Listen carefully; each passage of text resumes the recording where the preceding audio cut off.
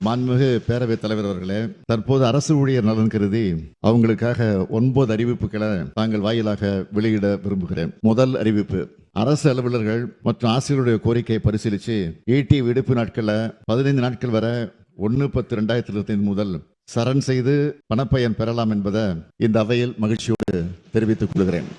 மாநில அரசு பணியாளர் 1/1/2025 முதல் அகவிலைப்படி 2 விழுக்காடு உயர்த்தி வழங்கப்படும் என்பதை மகிழ்ச்சியோடு தெரிவித்துக் கொள்கிறேன்.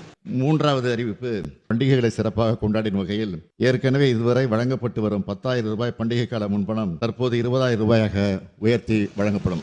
நான்காவது அறிவிப்பு: அரசு பணியாளர்களுடைய குழந்தைகள் தொழிற்கல்வி பயில 1 லட்சம் ரூபாயும், கலை மற்றும் அறிவியல் மற்றும் பாலிடெக்னிக் பயில 50,000 ரூபாயும் உயர்த்தி வழங்கப்படும். ஐந்தாவது அறிவிப்பு: திருமண முன்பணமாக அரசு அலுவலர்கள் ஆசிரியர்கள் அனைவருக்கும் மொத்தமாக 5 லட்சம் ரூபாயாக உயர்த்தி வழங்கப்படும். ஆறாவது அறிவிப்பு: தமிழர் திருநாளாம் பொங்கல் பண்டிகைக்கு முன்னாள் கிராம பணியமைப்பு உட்பட சி மற்றும் டி பிரிவு ஓய்வூதியதாரர்கள், அனைத்து வகை தனி ஓய்வூதியதாரர்கள் மற்றும் அனைத்து குடும்ப ஓய்வூதியதாரர்களுக்கு தமிழ்நாடு அரசால் ஆண்டுதோறும் வழங்கப்படும் பரிசு தொகை 500 ரூபாயிலிருந்து 1000 ரூபாயாக இனி உயர்த்தி வழங்கப்படும்.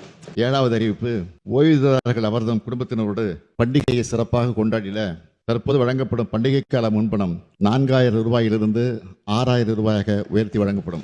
எட்டாவது அறிவிப்பு: அண்மையில் பழைய ஓய்வூதிய திட்டம், பங்களிப்பு ஓய்வூதிய திட்டம் மற்றும் ஒருங்கிணைந்த ஓய்வூதிய திட்டம் ஆகிய 3 ஓய்வூதிய திட்டங்கள் குறித்து விரிவாக ஆராய்ந்திட ஒரு குழு அமைத்து அந்த குழு தனது அறிக்கையை மற்றும் பரிந்துரையை 9 மாதங்களுக்குள் சமர்ப்பிக்க ஆணையிடப்பட்டுள்ளது. பல்வேறு அரசு அலுவலர் மற்றும் ஆசிரியர் சங்கங்களின் கோரிக்கையின் அடிப்படையில் இந்த குழு தனது அறிக்கையை மற்றும் பரிந்துரையை செப்டம்பர் மாதம் 30ஆம் தேதிக்குள் சமர்ப்பித்த அறிவுறுத்தப்படும்.